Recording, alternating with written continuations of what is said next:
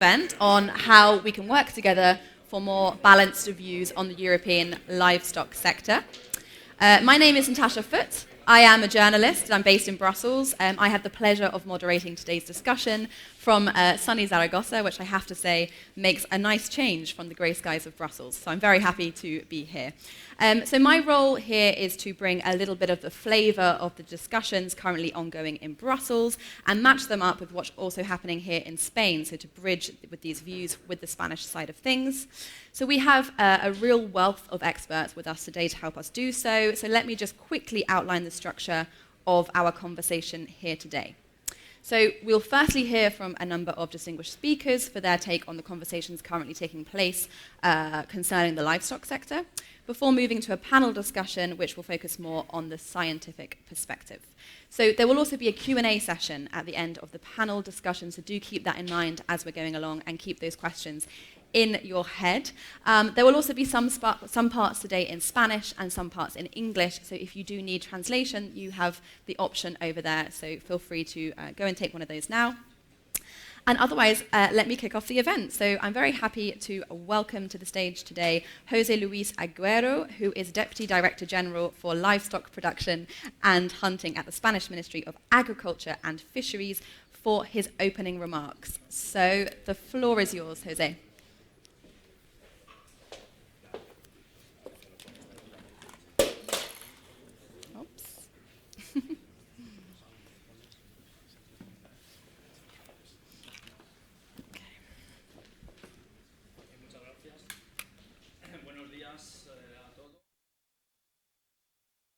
A lo cual esto es muy buena señal.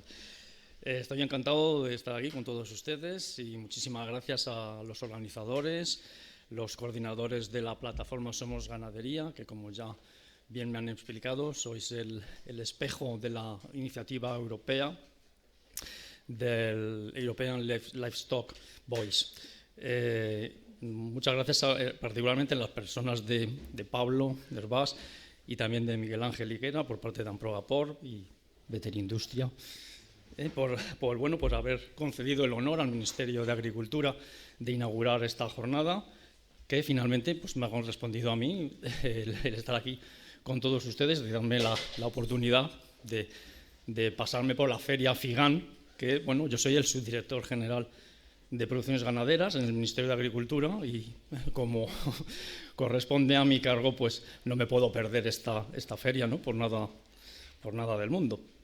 Bien, felicitar a las plataformas, transmitir desde el Ministerio nuestro reconocimiento a esta iniciativa, que creemos que es una iniciativa oportuna e importante.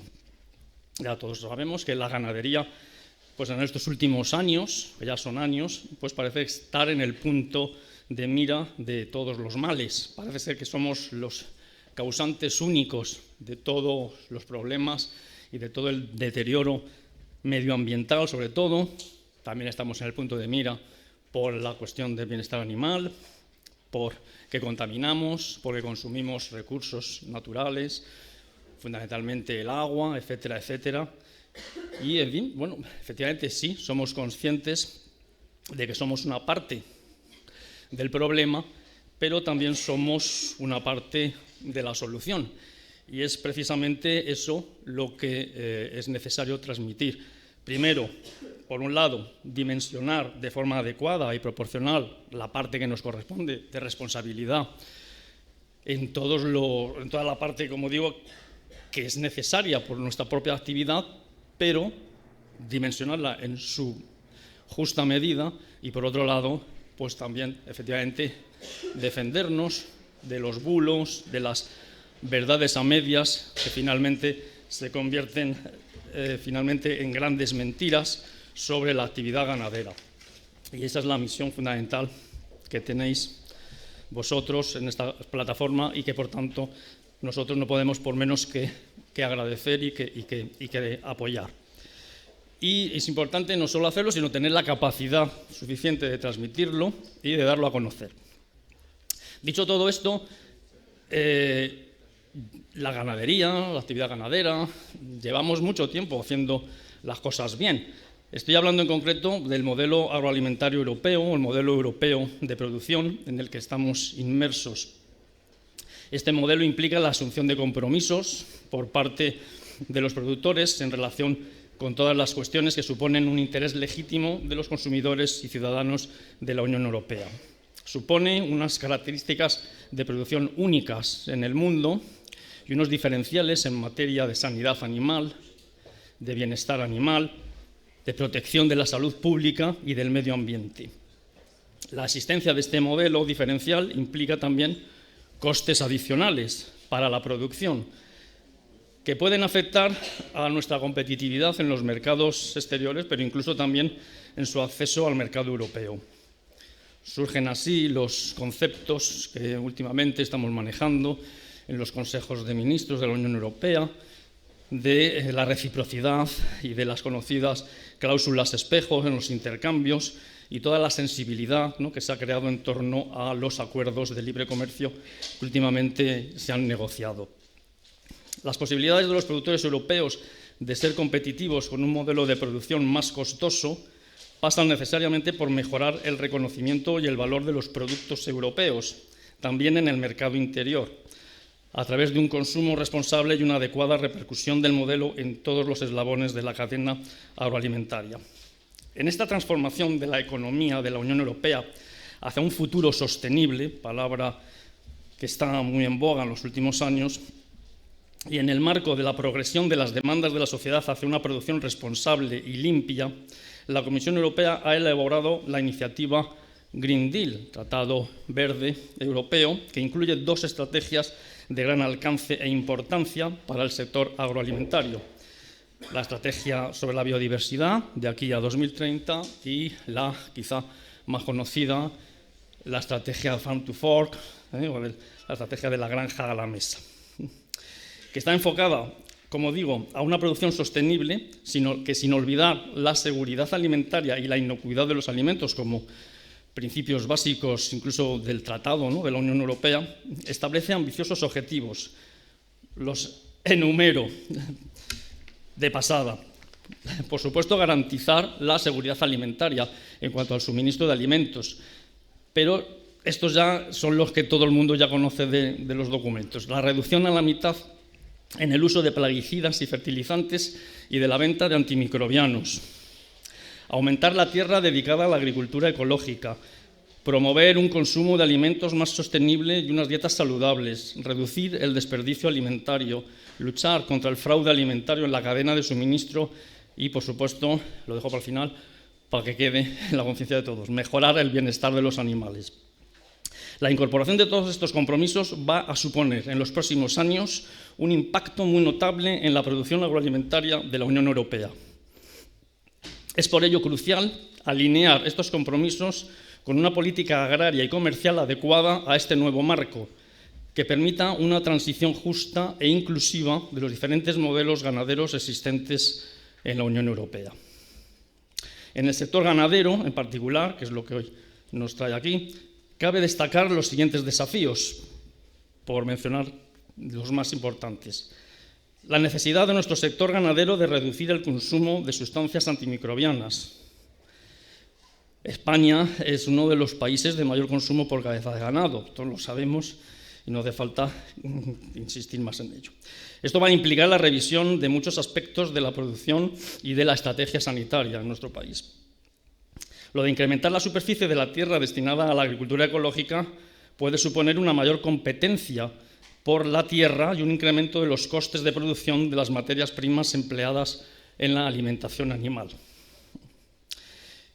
Y la revisión de la normativa de bienestar animal, que ya saben todos ustedes que estamos en plena revisión, el fitness check, que nos va a tocar posiblemente, y si la Comisión presenta sus propuestas a tiempo, se han dado casos, porque sí, pues nos va a tocar de lleno en Presidencia Española, que saben ustedes que es el segundo semestre de este mismo año en el que estamos, con 4 reglamentos ahí de vital importancia. El bienestar animal en el transporte, otro reglamento sobre la cría, sobre el sacrificio o matanza y sobre el etiquetado.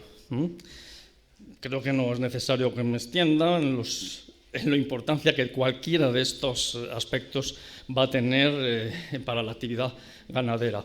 Sí, hay estudios de impacto que tienen que presentarse, va a haber periodos transitorios más o menos largos, pero efectivamente la negociación va a ser dura y saben que los intereses de los distintos Estados miembros pues son muy distintos a los nuestros, hay corrientes bastante enfrentadas y va a ser una negociación, como digo, dura. En presidencia a nosotros nos toca ser neutrales. O sea que tampoco es que sea una ventaja, digamos, que vayamos a pilotar estos expedientes, porque tenemos que ser neutrales o al menos parecerlo. Entonces, bueno, pues eso está ahí. Temas importantes en la cría, pues tengo el tema del aturdimiento, la concentración alta de CO2 para el aturdimiento del porcino, los baños eléctricos en las aves. Todo esto se va a revisar. En el transporte, pues saben que hay países que quieren prohibir la exportación de animales vivos, el tema de la duración de los transportes, la temperatura, etcétera, etcétera. En la cría, pues no hablo del sacrificio de los pollitos macho en la producción de huevo, etcétera. Y todas estas iniciativas van a contar por primera vez con una doble vertiente. La vertiente normativa, la puramente regulatoria, es decir, los reglamentos que al final dirán lo que tengan que decir, pero también la comercial, ya que en el ámbito de la sostenibilidad, incluido, por supuesto, el bienestar animal, la intención de la Comisión de la Unión Europea es desarrollar esquemas de etiquetado, eso que llaman el etiquetado sostenible en los alimentos, es decir, la categorización en el etiquetado de los productos alimenticios en función al grado de compromiso que tengan con todos los aspectos de sostenibilidad. Todo ello para reconocer y valorizar los modelos más respetuosos con las demandas de los ciudadanos y para diferenciarlos de los productos importados que no cumplen los estándares mínimos de la producción europea. Es decir, que va a ser muy importante concienciar al consumidor para que el mercado pueda repercutir el valor de esta producción hasta el productor. Hay una frase que no es mía, pero que me hizo, es muy interesante y la voy a decir. Saben ustedes que decía que el consumidor muchas veces no es capaz de pagar lo que demanda el ciudadano. Ahí lo dejo. En el presente, hasta el desarrollo de estas nuevas previsiones, muchos de los compromisos sanitarios, medioambientales y de bienestar animal de los sectores ganaderos están siendo abordados a través de la normativa nacional de ordenación. Quiero mencionarla porque esta normativa recae de pleno en mi subdirección. La normativa de ordenación ganadera que se ha revisado para los sectores porcino y de avicultura y que la acabamos de estrenar para el sector vacuno. Una ordenación que lo que tiene es un conjunto de requisitos de obligado cumplimiento a través de una normativa básica en los aspectos que son los retos que tiene que afrontar la ganadería. La cuestión sanitaria, bioseguridad, medio ambiente, bienestar animal, adaptado todo ello a las características de la granja y su sistema de producción.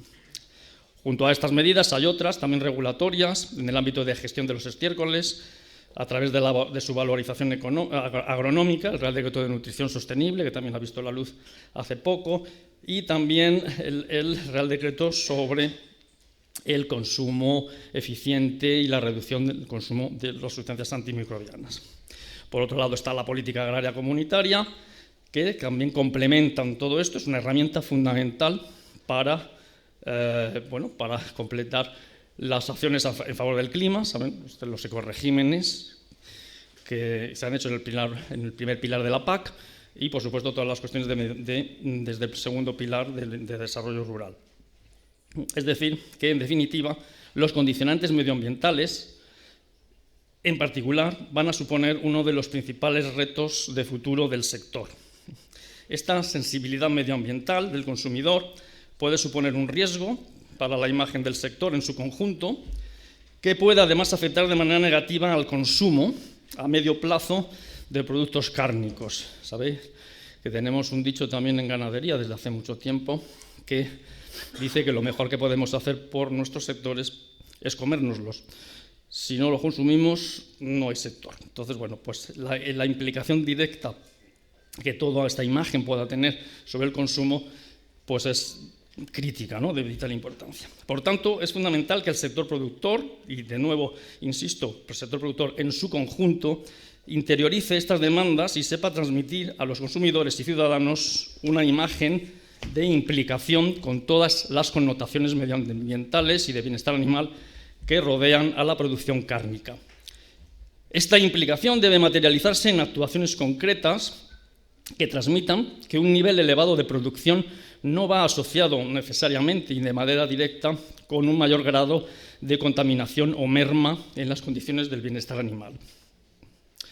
Es necesaria una estrategia activa para mejorar la percepción de los consumidores hacia la producción ganadera, haciendo énfasis en los aspectos que la misma aporta a la sociedad y las cosas que ya se están haciendo, así como los compromisos que el sector está asumiendo a través de las políticas nacionales y comunitarias y los futuros compromisos que se materializarán a través del Pacto Verde Europeo y las estrategias con él asociadas. Y en esta estrategia es en la que se debe trabajar y en la que está trabajando la plataforma que hoy nos reúne en esta jornada y de la que desde el Ministerio pues deseamos el mayor de los éxitos y animamos a seguir adelante. Esto es lo que os quería transmitir para inaugurar la jornada de hoy. Muchas gracias.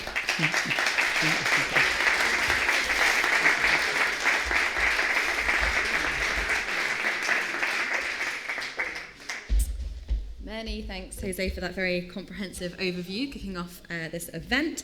I would now like to welcome to the stage Tassos Haniotis, who is the former Director of Strategy and Policy Analysis at the European Commission's DG Agri. So he'll be giving the keynote speech on food market uncertainties and the impact.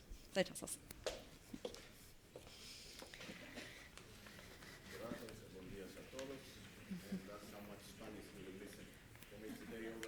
Then I cannot speak.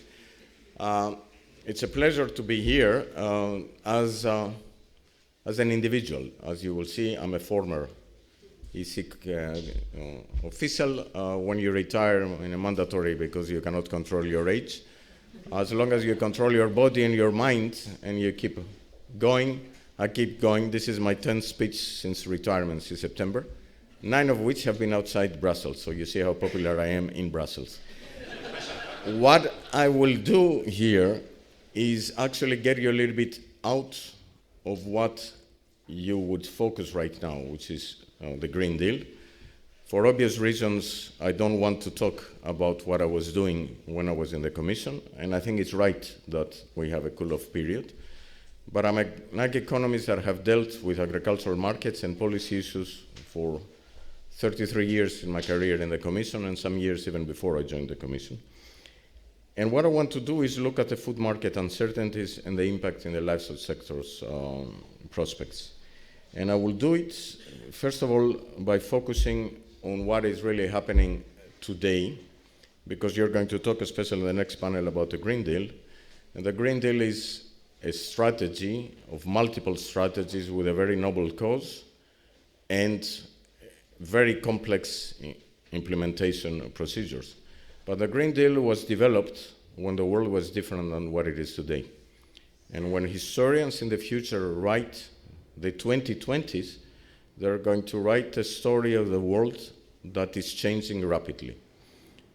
And it's not by accident that I was director in a directorate that had the name strategy in it, because the first thing that you have to do with the strategy is try to anticipate. And what we're trying to anticipate right now is anything but easy. This is the world today, expressed in prices.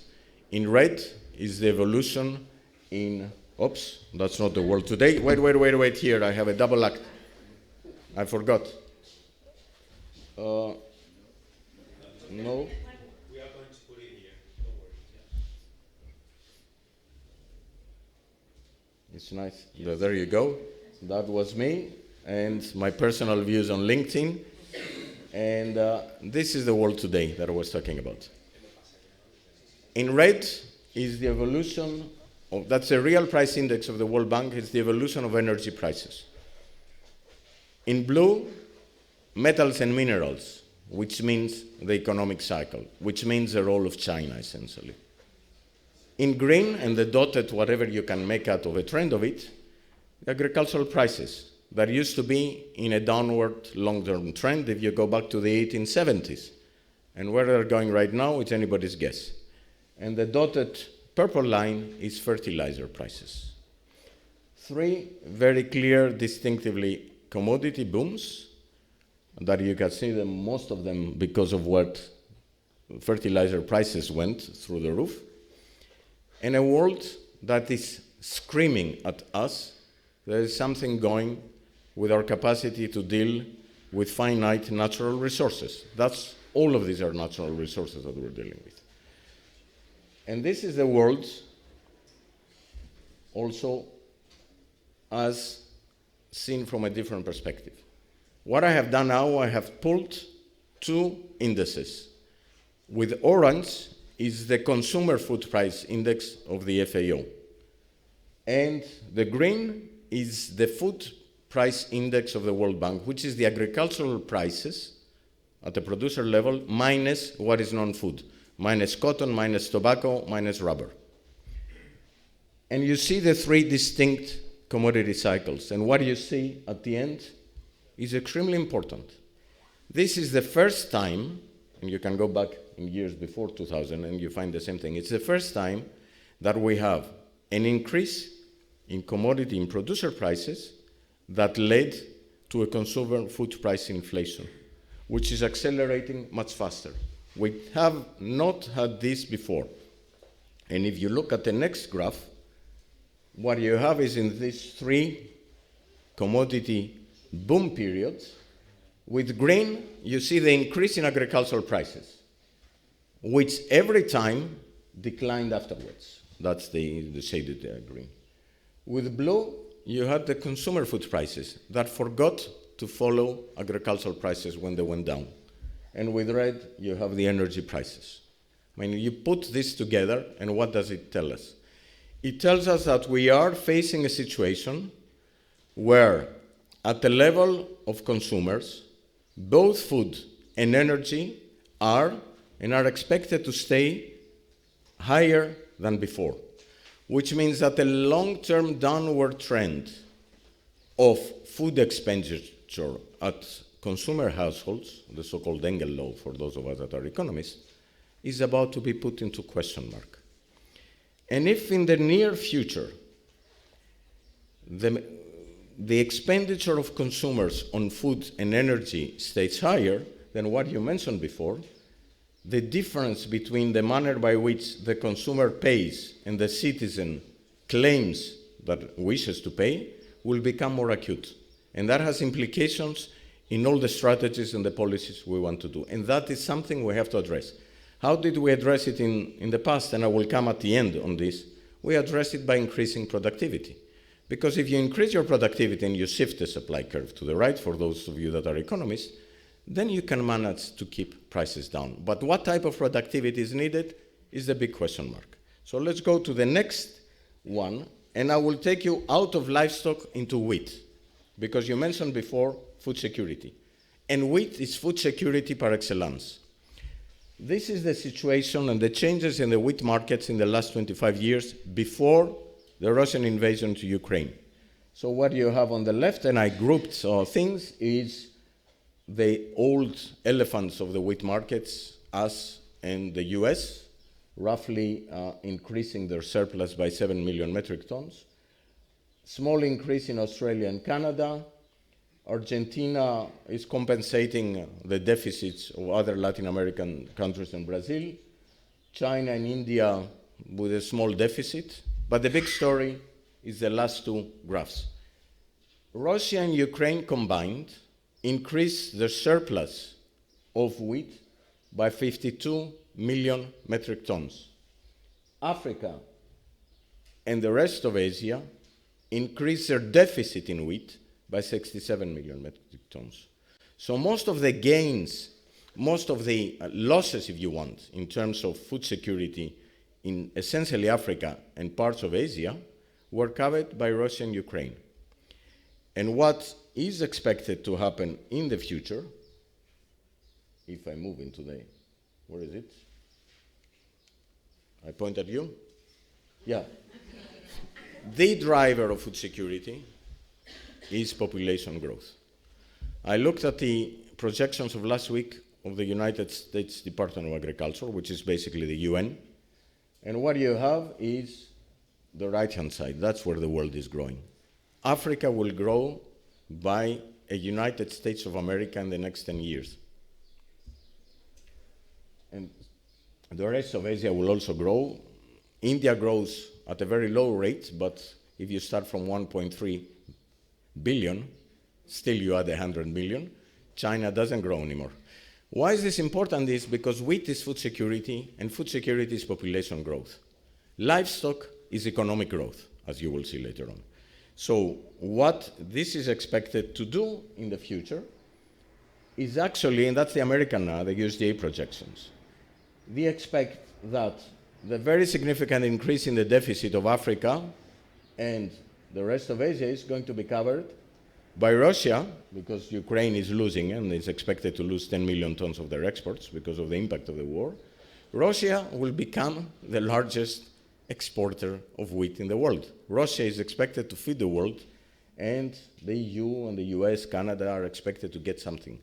I'm not sure that this is realistic to happen, but it's another story. I think it's very optimistic. I'm not sure where this yield growth is going to go.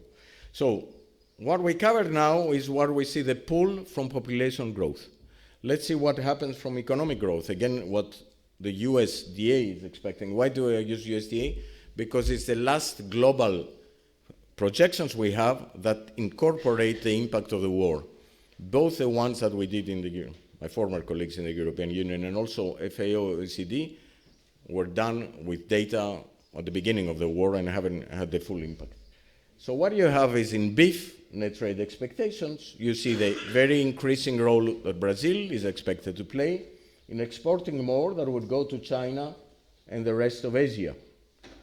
Australia also gained something, and you see that despite all the big debate we have about what we do with livestock and beef in the European Union, we're not the center of the universe. The game is being played somewhere else.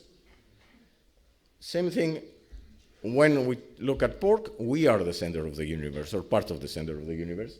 And here the Americans expect that we're going to pick up some, and again, to cover the increasing needs of China, which recovers significantly from the previous problems of animal diseases they have, but still they're going to import more, and a little bit less on Asia. India is zero here, and Africa doesn't play a role in pork. And when you go into poultry, the big game again, US and Brazil are feeding Africa and the rest of Asia. So that's the world. So keep that in mind, and let's move back to Europe right now. And what I try to do here is try to summarize my personal view, the debate we're having or we're not having about the common agricultural policy. Now, the first thing that I find striking, despite striking, there you go, good. Go one back, is that in the European Union, we have the tendency either to self-congratulate or self-flagellate. And when it comes to agriculture, that's what we're doing. EU agriculture is the only major agriculture in the world that reduces emissions, the only one. The others being US, China, India, and Brazil. That doesn't mean that we're perfect, but it means that something really worked. And if we don't get the lessons from what worked, we will not be able to actually improve and change what doesn't work. It is as simple as this. Second, land management and soil are at the core of improving farming footprint. Most proposals are outside of this. We talk about what we do with air, what we do with biodiversity, and what we do with water. And we have directives for them. We don't have a directive for soil. But we have a policy whose leverage is on soil management, because the payments are per hectare and conditionalities per hectare. And you can do miracles if you put back to nature one part of land here, and a part of the lakes and water there, and what have you in reducing emissions in another part. But what happens to the rest of the land? While if you focus on 100% of land, and in every hectare of this land, everyone, no matter what practice they use, they improve their footprint based on a baseline that we know because we have a satellite imagery, because we have data on the ground, then we know that we have a multiplier effect. Because if you do good things on soil, you do good things for water, for air, and for biodiversity. And it is as simple as this. And maybe because it is as simple as this, it's not part of the policy debate, because the policy debate has to have complex things. And then farm productivity is central in economic growth. And sustainability should be actually at the core of that. And I'll come at the end of this. Now, before I come at the end, let's go to the next one, which is briefly what I mentioned before. We have two price booms and busts that are very different in certain very important elements. I spoke before about that. The only thing that I want to focus here is that all the factors that affect what is happening in agriculture are exogenous to agriculture. All. Even the war and the impact of Ukraine is exogenous to agriculture. So we don't have the policy instruments to address what is happening right now. And understand fully the calls of farmers, do something about it. I understand fully all the problems that my former colleagues are having or those in the ministries are having. But when you look at the policy tools, what the heck are you going to do to solve a problem that you haven't created? And that is going to stay with us. And we should not be naive in thinking that we can do away with it. And the last thing that I want to focus on is help, thanks, that we need to move away from this totally pathetic polarization we have. Food security or climate action? Of course both, because they're both global problems. Let's be clear, there is no such thing that we don't have a food security problem in Europe, because this is not food security. This is food surplus, autarky, or what have you. It's not food security. Food security, if you have a problem in Africa, you're going to feel it in Europe, because either food will go where people need it, or people will go where food is available. It's those two things that work. So if food security is a global problem and climate action is a global problem, we need global solutions. And we need global action for both, not one or the other. And if we act on both, then we're able to make, synergies out of it. Second, we have all this pathetic debate, public money for public goods. Private markets fail, and in agriculture they fail also a lot. You saw the manner in this graph. What makes agricultural prices go up and down, and consumer prices not going down? There used to be this motto that the Americans used to say, high prices are the best cure for high prices, because they generate supply response. Yes, but this cure doesn't exist at the food consumer level. And exactly because it doesn't exist, you need to have public policies that focus on the joint public and private good. Because that's exactly what a farmer does. It generates a private good with public implications. Some are positive, some are negative. You need to improve the positive externalities and reduce the negative externalities. And the third dilemma is go local. I'm not saying not go local. I'm saying go more local. But more local improves, in certain areas, farm income and a lot. But it doesn't solve the monstrous global problems that we have. And let's be clear about this. So, I tried to summarize in two graphs, in a nutshell, the debate we're having in the European Union. We talk about sustainability and we keep ad nauseum repeating sustainability is two things, three things. It's economic, it's social, and environmental. Fine. So, this is, it doesn't want to show up. No, one back. That's the economic and social dimension.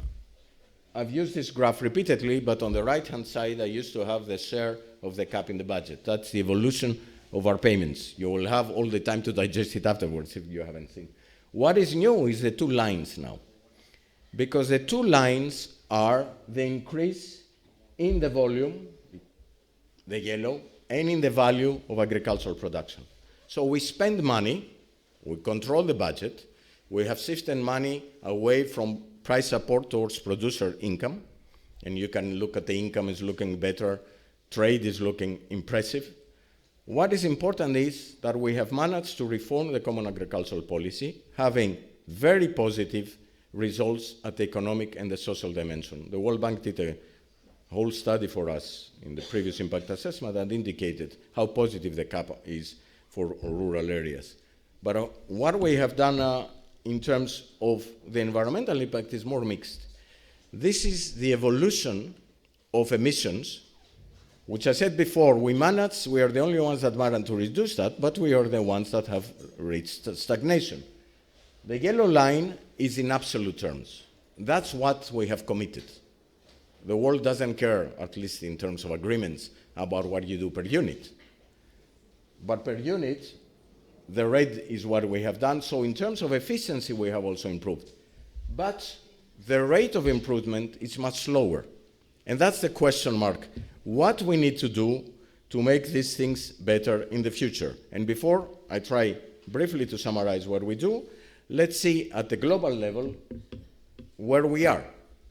And if you have on the horizontal axis the change in emissions, the climate action dimension, and the vertical axis, the change in surplus or deficit, the food security axis, if you are in the upper right hand, you're doing well. You are improving your surplus and reducing your emissions. If you're at the lower left end, you're doing bad in both fronts. You're worsening your food security situation and your emissions. And if you're in the upper left, you're doing very well in terms of exports, but at the cost of the environment. So that's where the EU livestock is. So there is a problem with livestock that has to do things, but it has to be seen in context. And it's only if we see it in context that we will be able to have a serious discussion about what we need to improve on that. So where does livestock fit in all this? One more. The first thing that livestock fits is we have an enormous pressure on land. And permanent grassland pops up clearly here because 40% of agricultural land in the European Union is permanent grassland. And it has an invaluable contribution in carbon, zinc, and in biodiversity. So what do you do if you convert permanent grassland into something else because you have alternative proteins? You need way much more land than what you have available. That's what you do. And if you run any numbers, that's what comes out. And exactly because we have this polarized debate I mentioned before, we're turning permanent grassland into a potential victim of all this. And especially we tend to underestimate the impact this is going to have in rural areas because where you have permanent grassland, you don't have big masses of population there. So the next one is pressure on emissions. And once more, again, the focus here is, do we go intensive or do we go extensive? You go both. Where you have to go intensive, you go intensive and you improve your productivity. Where you have to go extensive and you are extensive, you do it there. But what has to be clear is we need to get an idea, first of all, where is the pool of demand coming at the global level and where it's going to push things, and what policy measures we have that will make improvements measurable. And here, when it comes to measuring what's actually happening, and methane is a typical example, we are all over the place. For every study that you see a study that has different conclusions. And that is part of the weakness of farm advisory systems and public research that we faced. And the last one is the pressure on cattle numbers. I was in New Zealand last month on a big ag economist conference. And New Zealanders are having similar problems with the Irish, a lot of grassland and what to do about it. And also they were looking into alternative methods of feeding. And what is coming out, I mean, you can feed cows in a different way, but you need to feed them throughout the day, and the animals tend to destroy some of the things that you have to eat. So it doesn't seem, some of these technologies are not going to be available and scaled up tomorrow. There is a way of reducing emissions, of course, which is looking at the cattle numbers. And looking at the cattle numbers is what we have to do in the European Union, especially because we increase productivity here. And my last slide, because I see here that I'm being waved to finish off, you can put all these things on. So I mentioned productivity before. Productivity is one word that when I speak in certain groups with environmentalists, the eyes roll backwards. Productivity is very simple. It's a ratio of output to input. When you improve your house insulation, this is productivity growth. When you drive a car and the car pollutes less, this is productivity growth. So what the heck is the difference in the agricultural sector? I mean, we talk about sustainable productivity. I Googled the word, and it comes, where is it? Let me put the whole lot in, so to go fast. There is all this discussion about sustainable productivity. There is little discussion about what it means in practice. And in my view, and I look at the last point here, is the focus needs to be, first of all, we need to start discussing adaptation instead of mitigation. It's nice to talk about 2050 and to have donut graphs and to have planetary boundaries in which we fall off and all the rest. But if you want to mitigate, you adapt. And if you start with adaptation and you improve in what you're doing, you improve everywhere your practice, you have multiplier effects that lead into mitigation. And the starting point for that is that there is no monopoly of best practice. There is an array of things where certain areas organic is fantastic. The city of Copenhagen went to full organic in school lunches without an increase in their budget, because the consumers are there and the producers are there. There are going to be areas where precision farming is much more important, and where we even have the capacity to increase fertilizer use because we know that the nutrients in the soil are in deficit and not in surplus. So the important thing that I want, and I finish with that, is we need to be aware, first of all, that most of the expected changes of what is happening in this world are outside of the EU, and we stop thinking that we're in the center of the universe. And second, we need to realize that we have, if we reduce emissions more than anybody else, and we have a food system that everybody recognizes for its sophistication, there are not only problems in the system. There are some things that are working, and you need to start looking at this, being proud of it, and get the necessary examples out of it. Thank you very much for your attention.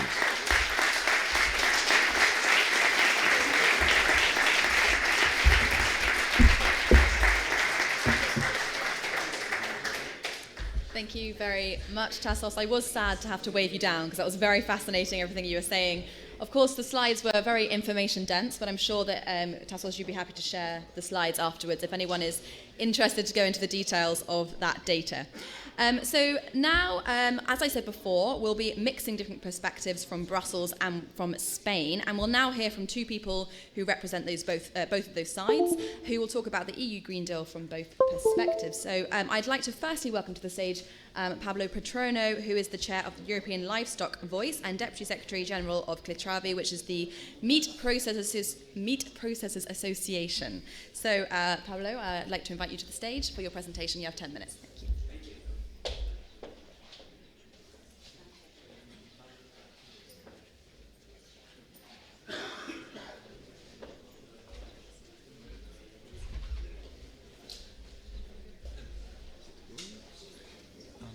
Wait for your presentation.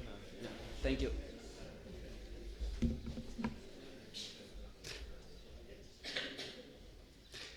Hello, thank you very much. I'm very proud to be here today. It's, we can say, part of a job that we started some years ago, together with some colleagues in representing the association in the livestock chain.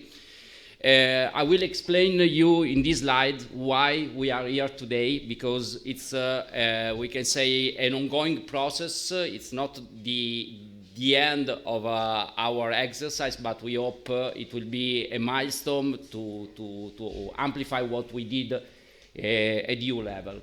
Also, with the cooperation with the national entities, national platforms. So the impact of the EU agenda on the livestock chain, the Green Deal and the Farm to Fork strategy. One moment.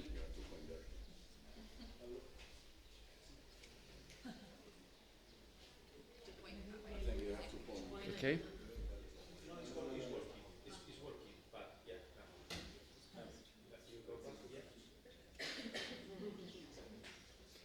Okay, so what is happening in Europe? It is based also on a global debate. In the Sustainable Development Goals were adopted by the United Nations in 2015 as a universal call to action to end poverty, protect the planet, and ensure that by 2030 all people enjoy peace and prosperity. And these are values that our sector is sharing fully. The 17 Sustainable Development Goals are integrated and reorganizing that action in one area. So one approach, one integrated approach based on the Sustainable Development Goal. And this is the starting point of the global debate. The problem is that in the meantime, based also on the global debate on cutting poverty, also reduction of biodiversity, helping to mitigate the climate change or taking concrete actions against the global warming, the debate started to include in a polarized way the issue of animal source food and generally speaking the livestock, which was called as one of the major responsible of all the problems that the Sustainable Development Goal should help to mitigate. So many think tanks, NGOs, global fora started to represent the livestock chain in a negative way with a negative perception. And this was partially then this debate arrived also in the European Union and affected also some of the policy initiatives of the European Union. We see that we have the Green Deal in 2019. It was presented by the European Commission. May 2020 Farm to Fork strategy and new biodiversity strategy.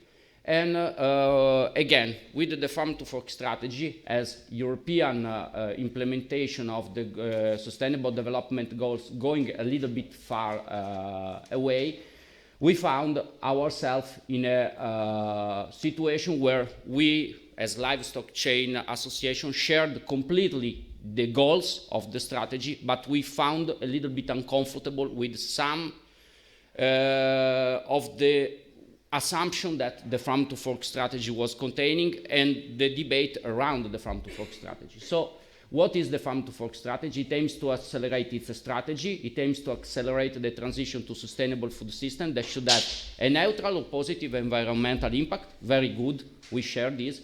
Help mitigate climate change and adapt to its impact. Good. Reverse the loss of biodiversity, ensure food security, nutrition and public health, making sure that everyone has access to sufficient, safe, nutritious and sustainable food. Preserve affordability of food while generating fairer economic returns, fostering competitiveness of the EU supply chain and promoting fair trade. This is what we want as a livestock chain representative.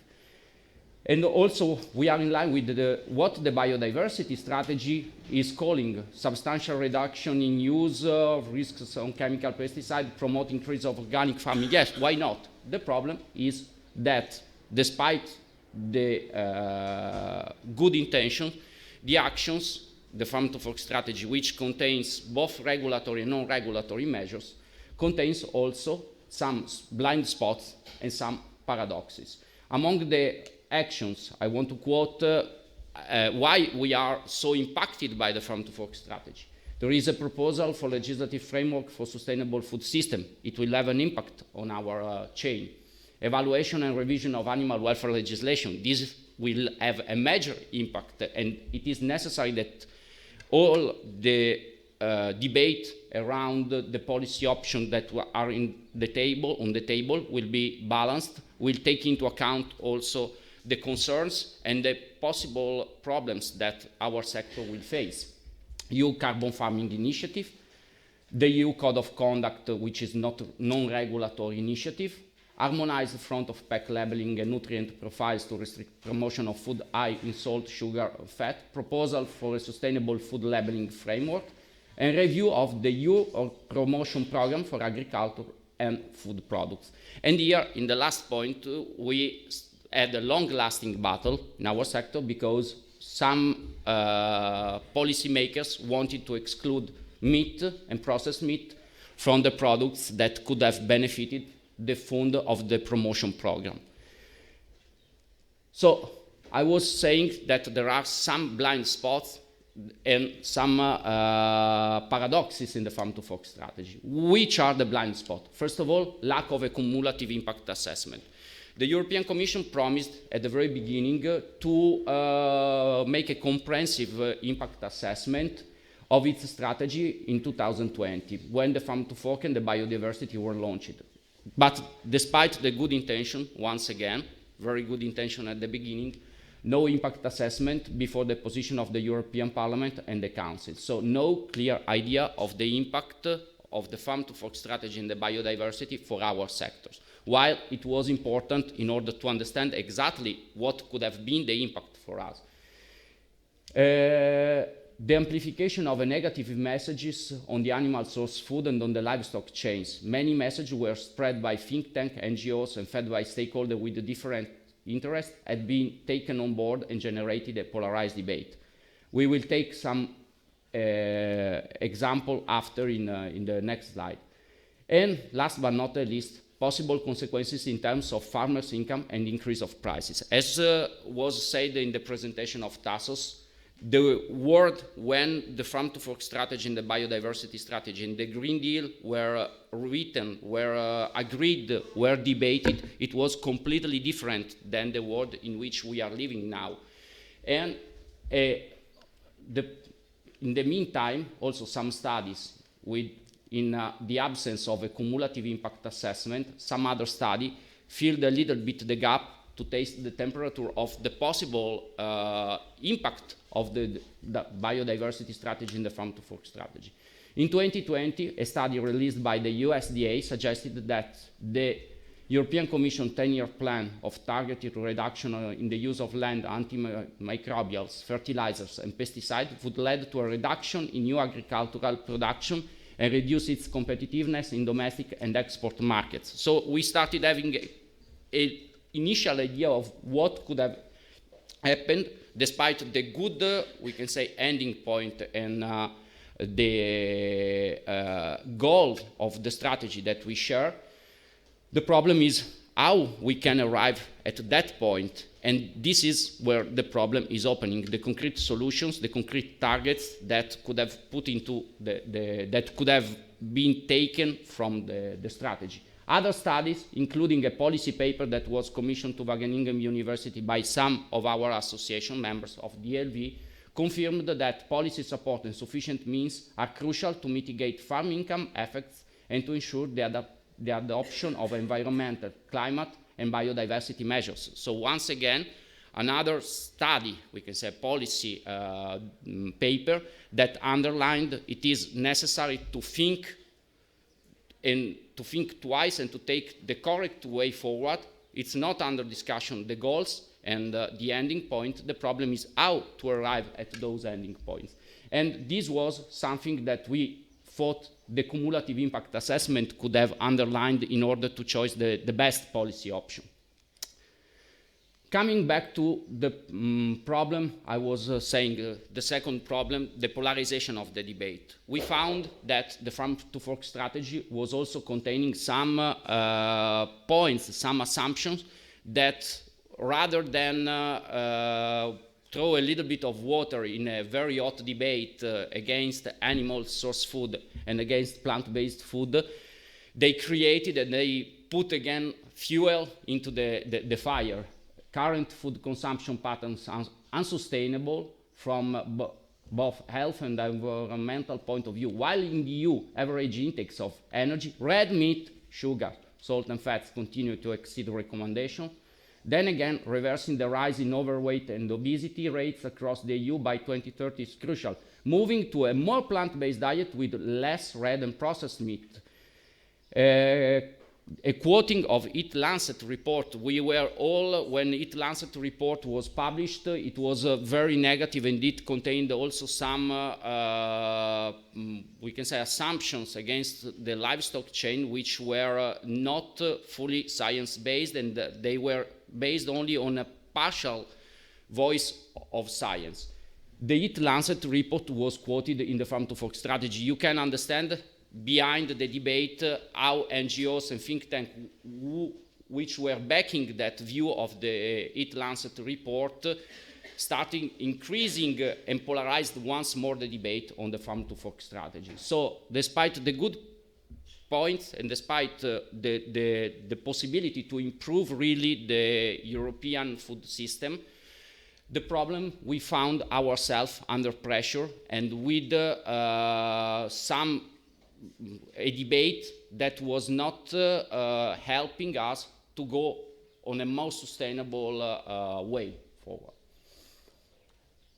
The Farm to Fork strategy contained, as I told, also some paradoxes, among which we detected a paradox about nutrition. So rather than recognizing the role of meat in a balanced diet, the Farm to Fork strategy, as we saw, amplifies criticism of meat and legitimizes not necessarily balanced diet, which can generate malnutrition. Food versus feed. So the debate on the use of, we can say, feed input and throwing away from the possible use of plant-based food, it is a long-lasting debate. We found that the Farm to Fork strategy was feeding this debate again, so the targets on land use can amplify the debate on the competition between food and animal feed. Too much attention on the livestock change and possible carbon leakage, the environmental perspective of the Farm to Fork strategy, where the big fault of greenhouse gas emission stays on the livestock chain. Organic agriculture versus reduction of animal population. Let's reduce animal population, but in the meantime we should increase organic agriculture. So how can we, where could we find organic fertilizer if we reduce livestock? That's a good point, and that's also a good question. And the weak rural community and damage for the culinary heritage. We have a huge, we are rich in Europe. We have a huge culinary heritage that is handed down since generation. In my sector, the meat processing sector, we found some companies that are working with the recipes handed down since many years, adapted with the best available technology, but it's a sector that is linked to the territory and also to a cultural heritage. And reducing and pressing and putting pressure to this can be a damage also for the culinary heritage of Europe. Last but not least, food security, so a discussion which COVID and the Russian invasion of Ukraine highlighted. So where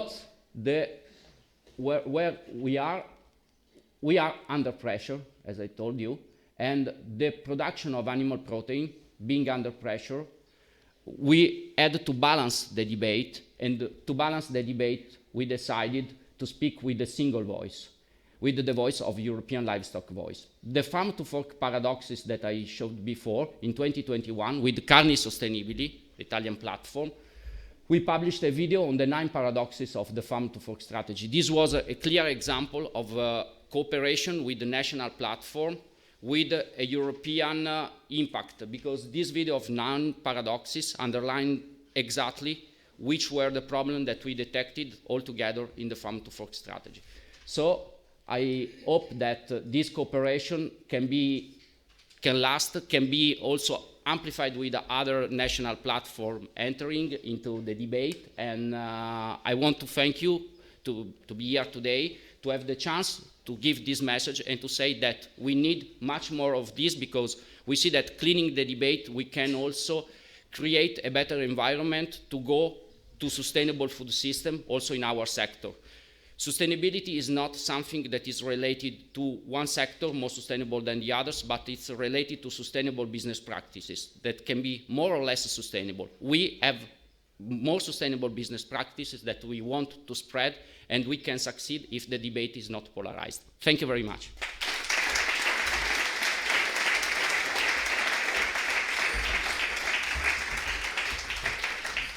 Thank you very much, Paolo, for that perspective from the EU. And I would now like to pass the floor to Miguel Angel Higuera. Did not say that very well, my apologies. Horrible English accent, there we go. Representing, and it's about to get worse, Somos Ganaderia, there we go. The Spanish mirror platform for the European Livestock Voice, and also director of the Spanish Pig Production Association. So Miguel, sorry about that, and welcome to the stage. Thank you, Natasha. I think you have pronounced my surname very well. Higuera, but it's fig tree, for sure, in English it's easier. Yo voy a hacerlo en español, para el tema de hacer las dos cosas, los dos idiomas. Yo voy a hacer la presentación en español. Bueno, dar las gracias, obviamente. Esto no funciona todavía. Esto ahora ya funciona. Perfecto. Para los que no conozcáis, Somos Ganaderia es la iniciativa española que es el espejo de la European Livestock Voice, simplemente para introducir un poquito el tema de lo que vamos a hablar. Yo voy a dar un poquito las visiones que tenemos y voy a complementar, casi continuar lo que Pablo ha dicho, o sea que espero no repetirnos mucho. Cuando llegó y publicaron el Pacto Verde y ves todos los objetivos que tienes, es que no puedes decir que no. Es como una preciosa carta a los Reyes Magos. Incluso yo pondría al final que el 100% de los ciudadanos europeos trabajáramos para la Comisión cobrando los sueldos de la Comisión. Y ya sería la carta ideal para todo el mundo. Tenemos una presentación del Pacto Verde que se hizo en el 2019, la estrategia del campo a la mesa en el 2020 y luego ya diferentes normativas que se han ido aprobando. Todo esto se diseñó dentro de la estrategia de la granja a la mesa, que ya desde el primer momento se puso un calendario de acciones que se están cumpliendo a rajatabla vía cambios normativos. Como hemos dicho al principio, que es una de las cosas que a mí más me preocupan, desde el 2019 que se presentó la estrategia del Green Deal y la presentación en el 2020 del campo a la mesa, algo ha pasado en el mundo, y no poco, bastante grave. ¿Se ha movido algo en Europa después de una pandemia y de una guerra que nos está afectando de lleno a la Unión Europea? Cero. ¿Tenemos la capacidad de adaptarnos a los condicionantes que nos están llegando? Ninguno. En el 2023 estamos viviendo de lo que se pensó en el 2019. Y es que encima no va a cambiar. Es que en el 2030 vamos a vivir de lo que se pensó en el año 2019. Cuando todos decimos que la Unión Europea y Europa está muerto, es por esto. No tenemos ninguna capacidad de reacción. Ninguna, gracias a obviamente un sistema súper inflexible. Pero el mundo sí está cambiando. Estas son las previsiones de la FAO. Se va a seguir necesitando dar de comer a la gente. Se va a seguir necesitando incrementar las producciones. Tenemos en la tabla incluso la bajada de la producción por carne de porcino por la peste porcina africana en China, la recuperación y el incremento de producción. La respuesta de la Unión Europea: destrozar nuestra ganadería. Los que me conocéis ya sabéis que soy un poquito seco, pero tenemos que ir un poco rápido de tiempo. Estamos reduciendo la producción ganadera actualmente y todavía no hemos empezado con lo gordo del campo a la mesa. El lunes pasado tuvimos la reunión en Bruselas de mi grupo de trabajo de bienestar animal. Empiezas a decir a los ganaderos qué es lo que se espera que pueda venir. ¿Y sabes lo que piensa la gente? Que me den tiempo para cerrar la granja. Tenemos un problema total de relevo generacional, tenemos un problema total de incentivación para poder mantener este negocio y las políticas europeas van para destrozar a aquel único que quiera aguantar. Las caídas, el porcentaje de 100% de las diferentes especies está en el 2012, estas son las caídas de producción que hemos tenido en la Unión Europea. Solo hasta el 2022. Vamos a ver cómo va continuando. Tenemos la estrategia del campo a la mesa, con todos los efectos y con todas las buenas intenciones, buenas entre comillas, del señor Timmermans, con las estrategias que tenemos de reducción de fertilizantes, de plaguicidas, de antibióticos, incremento incluso de la producción ecológica. Lo sabemos todos cuáles son los requisitos y vamos a ver los impactos que tienen. Estos son los impactos que ha hecho el JRC. No voy a coger los que había hecho antes el USDA de Estados Unidos, pero que van en bastante línea. Estos son directamente nuestros, o sea, directamente evaluados por la autoridad competente de la Unión Europea. Te dice que vamos a tener una reducción de un 14% en vacuno, una reducción de un 15% en porcino, 15% en aves y un 11% en leche. O sea, ya sabemos que el impacto que va a tener, dicho por la Comisión Europea, es todavía una mayor reducción de producción, que va a impactar directamente sobre los precios. Lo ha dicho también antes Tasos. La media de la cesta de la compra de una familia en 630 euros. Pero estamos hablando de que el JRC con el USDA nos va a decir que prácticamente casi todo va a subir entre un 12 y un 17% y la carne un 20%. ¿Podemos hacerlo nosotros más barato y mejor? Sí.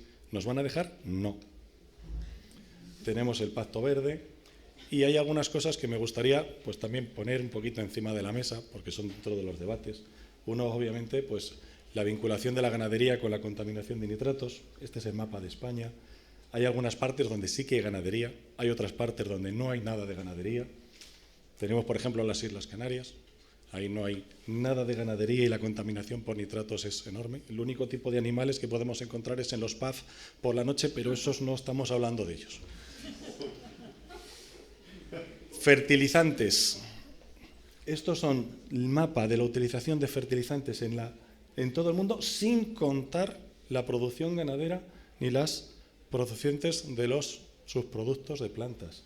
Es decir, nosotros ahora mismo tenemos un impacto sobre los fertilizantes nitrogenados bestial, y lo veis. Los colores creo que hablan por sí solos. Esto es un caso del porcino. Este es el caso del porcino de España. La primera línea, el cerdo que teníamos en los años 90.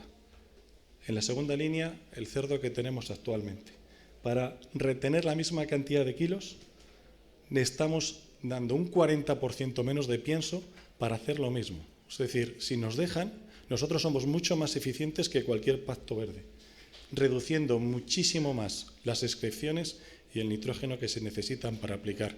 Y esto lo hemos hecho sin ningún pacto verde, desde el año 97. Cuando nosotros calculamos la huella de CO2, este también es un ejemplo del sector porcino, desde el pienso, incluido la importación de materias primas, transporte, granja, energía, traslado y sacrificio, nosotros en España estamos alrededor de 7,18 kilos de CO2 por kilo de carne. Más o menos en la línea de otros cálculos que se han hecho por Van den Ton en 6,35, Puran, Nemedek 6,30, es decir, estamos más o menos en la línea de lo que hay a nivel de la Unión Europea. La huella de carbono de la producción porcina en otros países del mundo ronda los 12 y los 14 kilos de CO2 por kilo de carne. Es decir, un 40 o un 45% más que lo que hace la Unión Europea. La eficiencia de la Unión Europea se nota. ¿Qué es mejor? Ese interés de la Unión Europea de incrementar la agricultura ecológica en ese 25%. Esto es un ejemplo sencillo, a bolígrafo. La ración de piensos en cerdo, en producción ecológica y en producción convencional. Producción convencional que podemos utilizar aminoácidos sintéticos de alto valor, reducir la cantidad de proteína. Nos encontramos que ante la misma ración, 2.500 kilocalorías, ya simplemente el impacto de CO2 en kilos de CO2, en el ecológico ya son 2.000 kilos de CO2 por tonelada frente a 1.400 del convencional, simplemente en hacer la ración. Si eso ahora nos lo traducimos a qué es y cómo lo producimos, tenemos una cerda en producción convencional y una cerda en producción ecológica, con 27 lechones, con 18 lechones, con un índice de conversión de 2,45, un índice de conversión de 2,65. El impacto de CO2 es de un 60% mayor la producción ecológica que la convencional. Simplemente con dos datos, alimentación y productividad. Y vamos a que tenemos que ir hacia el 25% de producción ecológica porque alguien que no tiene ni idea cree que produce y contamina menos. Nosotros estamos agotando la tierra porque los animales consumen todos los recursos. La línea de abajo es la utilización de tierra para uso de cereales. Siguiente línea, la población. Siguiente línea, la producción de cereales. Con menos tierra, más cereales. ¿Por qué? Porque el rendimiento está aumentando. ¿Rendimiento qué? Gracias a nuevas tecnologías, gracias a nuevos cultivos, gracias a mejoras en la sanidad vegetal, gracias a muchas mejoras que el Pacto Verde, ya lo habéis visto, nos las quiere quitar todas. Entonces, nos esperamos que el rendimiento agrario, gracias al Pacto Verde, se reduzca. Y nosotros ya lo estábamos haciendo bien. Está claro, y lo dice la FAO, que la alimentación humana y la alimentación animal no compiten directamente. El sector ganadero consume 6.000 millones de toneladas de alimentos entre forrajes, granos, piensos y otros materiales, incluyendo 1/3 de la producción mundial de cereales. El 86% de la ingesta animal se compone de materiales que no compiten con la ingesta humana. Es decir, creo que lo estamos haciendo bien. Y por último, una idea, que es que a veces estamos perdiendo un poquitito el relato. Y es simplemente para que pensemos a reflexionar. Esto es las emisiones de gases de efecto invernadero obviamente, pues, en kilos de CO2 por kilo de carne. Sí que es cierto que cuando miramos esta tabla tenemos a vacuno de carne, carne de porcino, pollo, maíz, tomate. A nivel mundial, os lo digo por lo que conozco, 6,12 kilos. En el caso del porcino, nivel de España, Unión Europea, 7,18. Es decir, que cuando movamos cerdos fuera de la Unión Europea, incrementaremos las emisiones. Pero, si hacemos esto, no solo por kilo, sino por lo que es importante, por cada 1.000 calorías, anda, la tabla se va cambiando. Ya se reducen los impactos y aparecen otros aspectos. Pero esto simplemente es por calorías. Si lo hacemos ya por contenido de verdad, que es por proteína, pues nos encontramos que, quitando el vacuno, que tiene una trayectoria diferente, tomates, tenemos uvas, tenemos la carne de cerdo. Es decir, cuidado, porque al fin y al cabo las emisiones hay que calcularlas en función de la dieta que vayamos teniendo. Y vemos que no es lo mismo comparar uvas con peras, porque nos liamos. Y por último, simplemente una reflexión. El Pacto Verde Europeo, pues para mí es esta consecución de cosas que las tenemos que ir diciendo. Está claro que nos van a incrementar los costes de producción. Costes de producción no se pueden trasladar a lo largo de la cadena, por lo tanto, se reduce producción. Ante todos los desafíos que tenemos, lo que está generando hoy en día es una total desincentivación por parte de los agricultores y ganaderos a invertir. Con lo cual, lo lógico es que si alguien quiere invertir en este sector, es que se vaya lo más lejos de Europa. La deslocalización de la producción europea va a ser una realidad. Lo que quede aquí se concentrará. Olvidaros de los pequeños y medianos productores, no van a poder aguantar. Por lo tanto, como habrá menos producción, se incrementarán los precios. Cuando se incrementen los precios, no nos quedará más remedio que poder tener que importar. Puede ser la paradoja que hasta importemos de las empresas europeas que se han ido fuera a producir y que nos lo tengamos que traer y darles las gracias que nos den de comer. La importación estabilizará los precios y el problema de esto es, para mí, la pérdida de la soberanía alimentaria. Esto no es un futuro. Para mí la pérdida de la soberanía alimentaria de la Unión Europea está pasando. Para mí, concretamente, empezó hace 3 años. Gracias.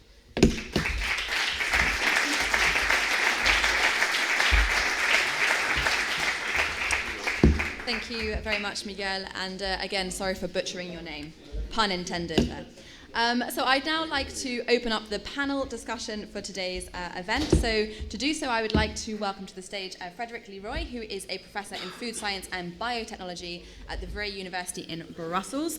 We also have with us Pablo Manzano from the Basque Center for Climate Change in Spain, who's an ecologist focused on rangeland and plant and animal interactions, and also Alice Stanton, who's a clinician, a scientist, and a fellow at the Royal College of Surgeons, and has worked on Ireland's agri-food strategy to 2030. So welcome everyone to the stage. So we're a little bit behind on time, so I'm just going to dive straight into the nitty-gritty of the conversation here. And Alice, I'm going to start with you. There's a microphone being passed around. There we go.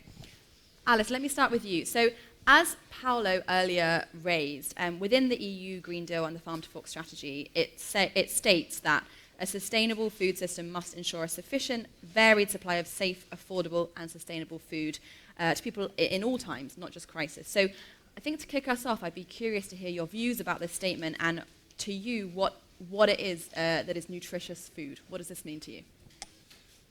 Okay, I actually agree with the overall statement, and it's very much in line with various UN statements, which say that we need to produce sufficient nutrient-rich, both plant and animal-sourced foods, whole foods, so that these foods are available for all of the populations of the world. And these foods need to be available, accessible, affordable, and desirable to all of those peoples. And I think there's two key points in it: sustainable production and nutrient-rich whole foods. And I'm going to leave it to my colleagues to talk in more detail about sustainable production. But what are nutrient-rich whole foods?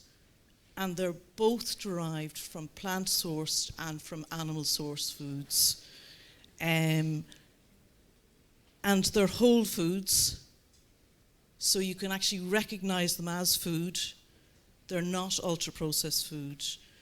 And currently in the Western world, and increasingly in low and middle income countries also, up to 60% of calories that are consumed are ultra-processed food. That is the huge crisis that is facing our populations concerning a healthy, sustainable diet. Mm-hmm.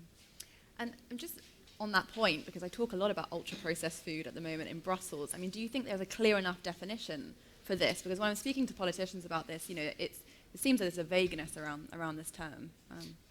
It is challenging, and I suppose the best categorization system that is currently available is the NOVA classification. And it would characterize, it divides foods into 4 grades. So unprocessed or minimally processed, which is very recognizable as food. Additional condiments is NOVA Class 2. NOVA Class 3 is processed foods. And that's where foods are processed in particular to improve the storage and the edibility of food. NOVA 4 is ultra-processed food. And that's where multiple industrial processes have occurred to the food such that it's not recognizable what is the original source of the food. And there are multiple additives, colorants, flavors, particularly excess salt, sugar, and trans fats, and multiple other chemicals, indeed to even glue the food together. And yes, 60% of calories in the USA, and certainly in excess of 50% in the EU, our populations are consuming that of ultra-processed food. It's a big number, yeah. Yeah, so it includes sort of all of the biscuits, the rapidly produced pizzas, the pasta sauces, all of the sweet foods, all of the junk foods. But that is not, I agree with you, that is not clear to both our politicians or the general public. They do not have a sufficient understanding of what good foods are. Yeah, and on that point, following on from that point, Frederick, I'll turn to you now. The idea of alternative proteins, it's been raised already, we've spoken about this. I'm talking here about things like, you know, meat substitutes, but also things like insects. You know, there's a whole kind of range of alternative proteins coming through, which also arguably, I mean, are also highly processed. I'd be very interested to hear your thoughts on the conversation around alternative proteins currently in the policy debate and in the public debate, and kind of your thoughts related to the processed nature of them. Okay, so well, first of all, I'm all for diversification where possible, Yeah. and offering more choices, as long as they fit the criteria and the criteria defined by Alice, essentially. They have to be nutritious, they have to be sustainably produced, and they have to fit all the requirements. Now, we have different categories of alternative foods that are being proposed. A first one is, I think we have to distinguish them because they come with different implications. The first one is the lab meat and the lab-produced foods, which, in my opinion, and the opinion of several people that are familiar with the technologies, because it's technology coming from the medical field, it is not going to be achieved soon, if it's going to be achieved at all, just because of the serious bottlenecks that are still in place with respect to upscaling the whole process. So I think it's a non-discussion at the moment. Then you have the category of plant-based imitation foods, which are usually, not always, but usually on the ultra-processed sides. They're very often presented as part of the fast food culture, right? It's always burgers, sausages, foods that you will put in a bun, you put a sauce on it, you hardly taste how the original taste is masked because the original taste is not very attractive because it comes from protein isolates. So it's processed to a point that it becomes palatable, it is hidden in those fast food condiments, and it enters the food chain through the fast food window, which just amplifies the problem that we're already facing. So I don't see that solution as particularly beneficial. You have the insects, right? Now, humans, interestingly, they call that the omnivore paradox, and that has an evolutionary background. Humans are somewhere situated between food neophobia and neophilia. Mm-hmm. Because evolutionary speaking, we had to find new foods in all the different ecosystems that we ventured in. And we had to dare to taste new things. But at the same time, some things were toxic, so we had to be careful, and we're conditioned to be careful with new things as well. Mm. Now, if we talk about insects, from an evolutionary perspective, they've been part of our diets, right? I'm very much on the neophilic side, right? I like to try new things, so I've tried insects. And in the end, they look a bit like the North Sea shrimp that I'm familiar with from my hometown. So I have no particular aversion against insects. It may play for other people. But however, I don't see it becoming a staple food. You can have them as an appetizer. They're a bit dry, they're a bit crunchy, but you can never feed yourself on insects within our cultural frameworks. It's going to be very, very challenging to, again, upscale it. You have barriers that are maybe more cultural than technological in this case, even though the technology is also not that straightforward. Yeah. So the different categories, and they come with their own bottlenecks. I'd rather see wholesome food solutions that are plant-based for people that want to have a plant-based shift, but following the whole food approach there are plenty of recipes out there in our European culinary, from our culinary heritage that are based on plants that we could use to forward that agenda. Yeah, and on that point, I'll ask one more about nutrition, and then we'll move on to. But Alice, coming back to you, again in the Farm to Fork strategy, it talks about the EU intakes of red meat, sugar, and fats exceeding recommendations. Consumption of whole grains, fruit, veg, nuts, and legumes are insufficient. I mean, what are your thoughts here, and how did the consumption of these foods relate to health? Of course, there's a lot of discourse around red meat being linked to things like cancer, heart disease. Perhaps you can come in and give your perspective there. Yeah, I actually agree. On the microphone. I agree that in the EU and elsewhere in the world, we are consuming excessive quantities of some foods and deficient quantities of some foods. What I would disagree with in the Farm to Fork strategy is the focus and ordering within that sentence. So absolutely, in general, people are not eating enough fruit, vegetables, nuts, seeds. Mm-hmm. In general, we are eating excessive quantities of calories, salt, sugar, and trans fats. Trans fats and ultra-processed foods are not mentioned in the Farm to Fork strategy within that sentence. Red meat takes its place directly after excessive calorie or energy consumption. That is unbalanced. And actually, could you show me my 2 slides? Yeah, that'd be great. If you show me the first slide.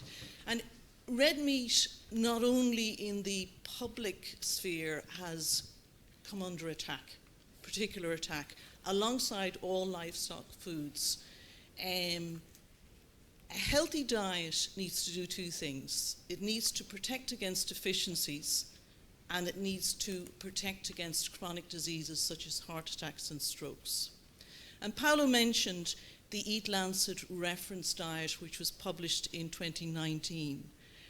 And that indicated that we should move from the Eat Well plate, which is on the left top panel, which includes at least a quarter of food or calories coming from animal source foods, to 1/8, 12%, 6% from meat, fish and eggs, and 6% from dairy is what the Eat Lancet reference diet. However, I'd like to indicate that there's room for optimism, because some of the authors of the Eat Lancet reference diet have just this month come out in public and said, actually, the Eat Lancet reference diet is inadequate for micronutrients. And they've proposed the adequate diet for adults, which once again increase as a minimum that 25% of our calories come from livestock foods. And red meat has gone from 1% of the diet up to 4%. So this gives us room for encouragement that the next version of the Eat Lancet reference diet will be much more flexible, because Jessica Fanzo, Professor Jessica Fanzo, is an author of, or was a member of the first Eat Lancet Commission, and is also a member of the second. The other study that I'd like to draw attention to, and could I have my second slide, is where red meat came under attack for causation of chronic diseases, of cancers, heart attacks and strokes. This was the Global Burden of Disease, or GBD, 2019 risk factors study. And what that said was excessive red meat consumption in the 2017 analysis was causing 25,000 deaths. In the 2019 analysis, they said it was causing almost 900,000 deaths, indicated on the left panel, and that was happening from the first mouthful of red meat. A group of us, including Frederick, actually questioned that, and eventually we got our letter published in the Lancet, 36-fold higher estimates of deaths attributable to red meat in the Global Burden of Disease 2019 study. Is this reliable? And we questioned, where was the evidence? We also questioned what would happen to deficiency deaths if any red meat consumption was regarded as harmful. We were joined by the World Cancer Research Fund and the Academy of Nutritional Sciences saying, you have to produce the evidence, we have to be able to interrogate it.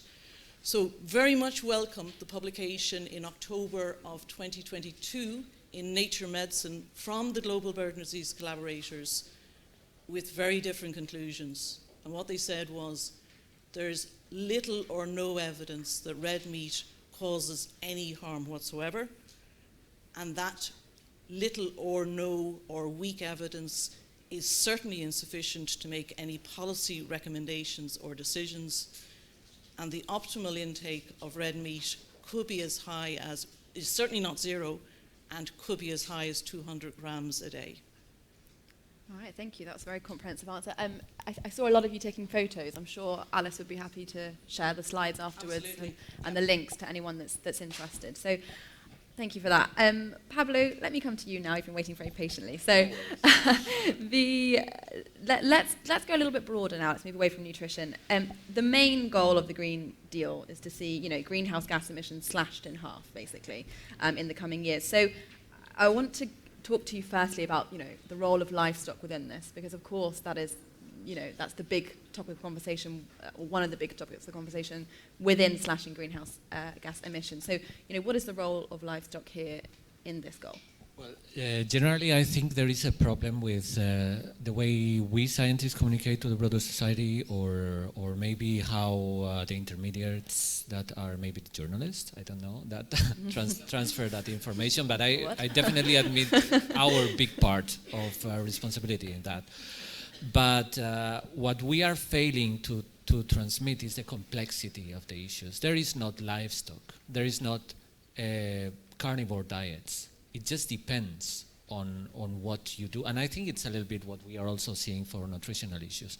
But for environmental issues, it becomes very critical. I always say that the best meat production system or the best animal production system outperforms the best crop system by far. Yet, the worst meat system or the worst animal production system also is outperformed by far by the worst crop production system.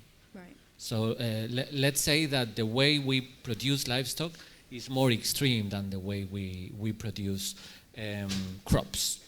That said, if we interpret things from an ecological point, and if we take into account what herbivores used to do, and this is a point that is greatly unknown outside the community of vegetation ecologists. I mean, I'm not even going to talk about ecologists in general, but just outside vegetation ecologists, it is not very well known the role that herbivores had in shaping our planet in the last 15 million years.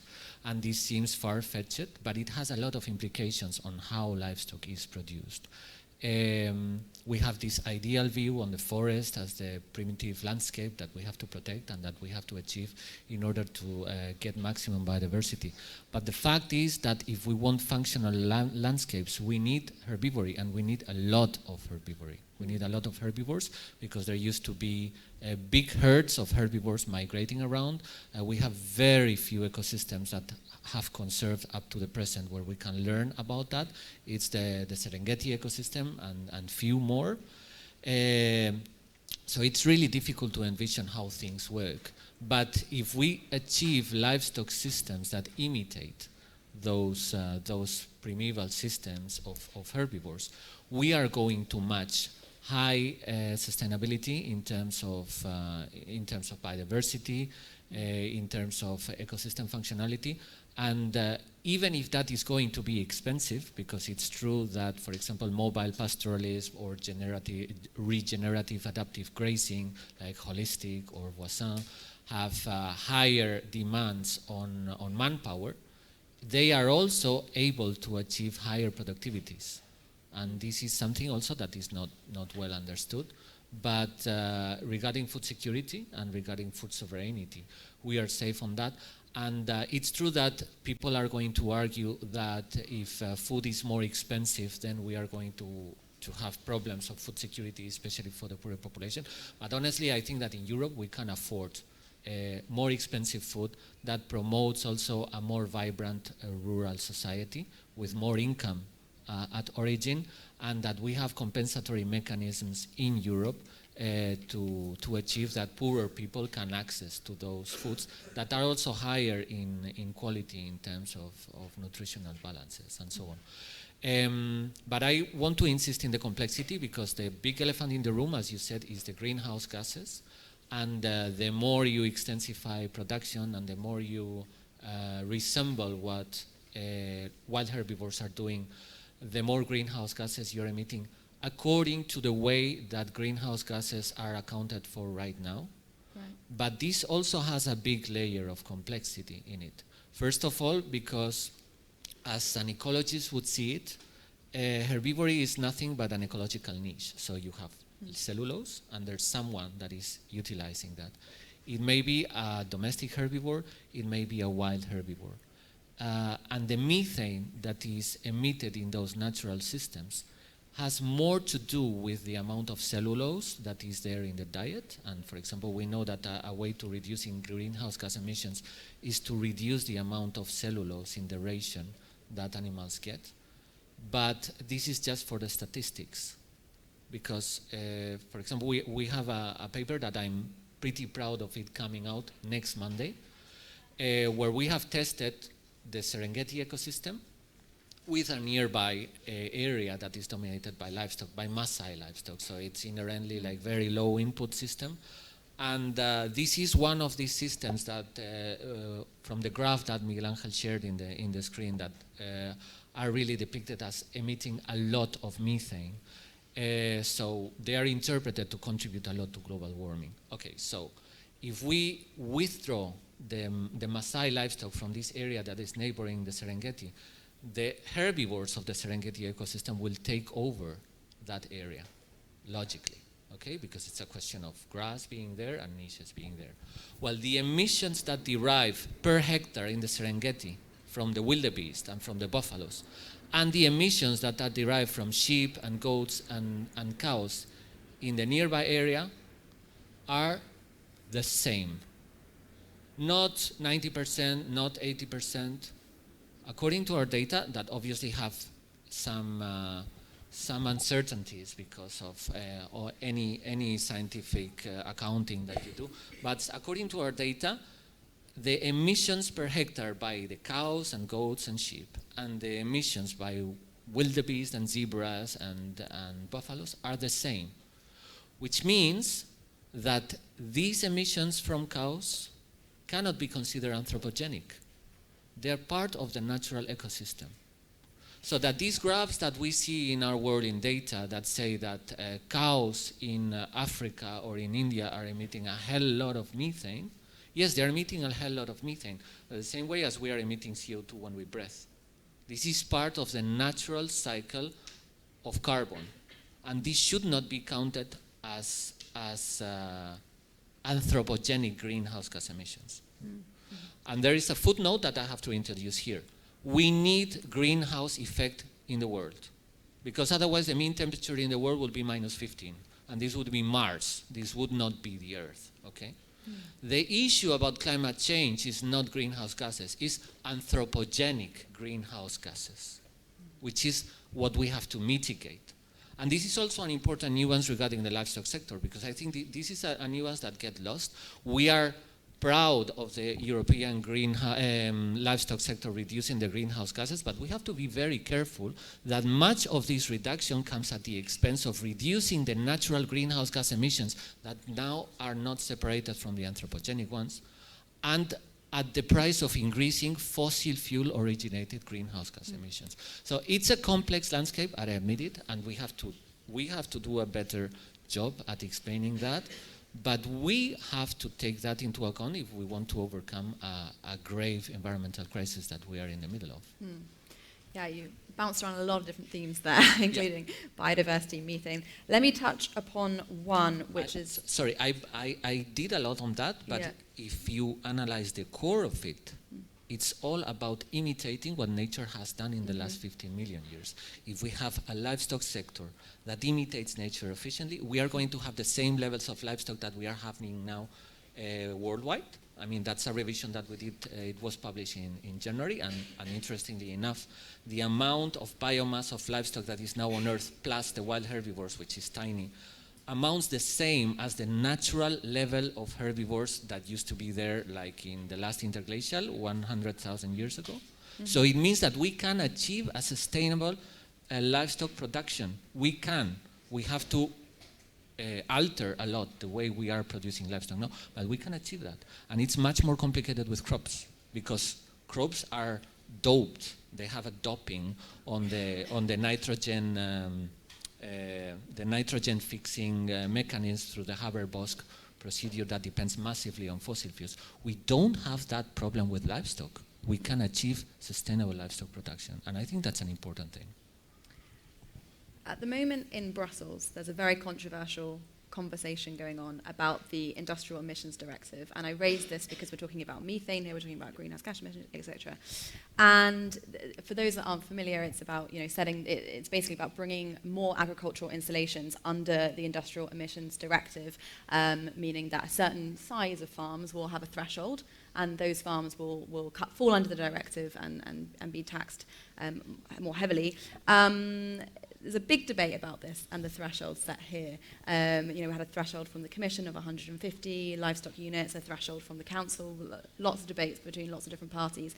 I'm curious to hear your view on this particular point? My view on that is that this is a little bit of a hot potato for the Commission because in Europe, fortunately, and contrary to other places in the world, we are aware that livestock systems that are grass-based are great contributors to biodiversity, because I mean it's what I was explaining, that we lost our herbivores. We lost our elephants. We used to have elephants in Europe. We used to have aurochs and grazers. And right now, these herbivores have completely disappeared from the European landscape, and we only can rely on livestock to do these ecological functions. So Europe and the European Commission has a long history of supporting those systems for environmental reasons. Now, with the ways that we account for greenhouse gas emissions, as I just told you, these systems that are protected because of the benefits they bring for biodiversity are the ones that fare worst in terms of greenhouse gas emissions. Okay, so the Commission is trying to juggle so that, okay, the ones that do worst don't count, because I need them for these other environmental purposes. So this is why they are focusing only on industrial systems that are the ones that on the paper are doing best in terms of greenhouse gas emissions. So it's a little bit contradiction. I think this is where the juggle comes from.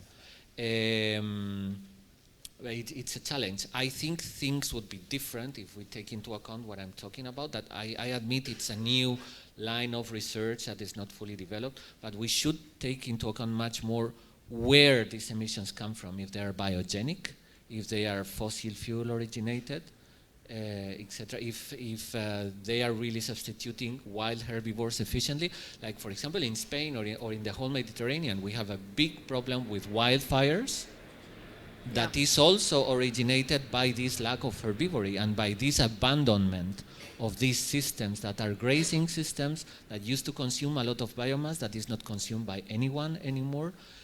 You know, these are complex realities, I admit it, but that are not taken into account. And as a result, you have this juggling that looks a little bit bad from the outside. Thank you for that. Frederick, let me turn back to you now. Another key topic that is coming up a lot currently is about deforestation, free supply chains, and livestock, of course, especially talking about feed. The topic comes up a lot. We've spoken about it today. I don't remember who mentioned it, but it was up on the screen earlier today. Perhaps I can get your views on this food versus kind of feed debate and the use of land debate that we're currently having. What's your perspective here on the current discussions around this? Well, it again enters the whole... Is this working? Can we hear? Yes. Yes. It enters again the whole complexity issue, because feed versus food is an extremely complex debate for many reasons. Of course, we have to try and optimize and find a sweet spot between both. But let's not forget that feed, in many cases, is material that can be a valorization process, because any plant production you'll have will generate your waste streams, your by-streams. Now you can either let that to rot on the field and then create emissions, or you can use it maybe for biofuel or maybe green manure, but that's not all that extremely effective.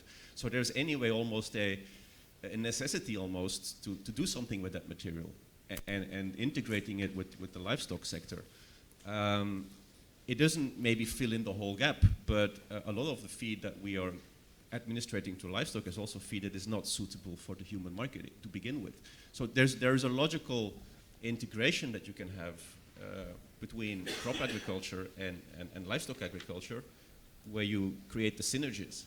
Now, that being said, we of course have to take care that we are not falling in the trap of growing feed inefficiently on land that we could use for food. But we need to take into account also that if you compare crops and then the upcycling of crop materials to livestock products, we have a nutritional effect,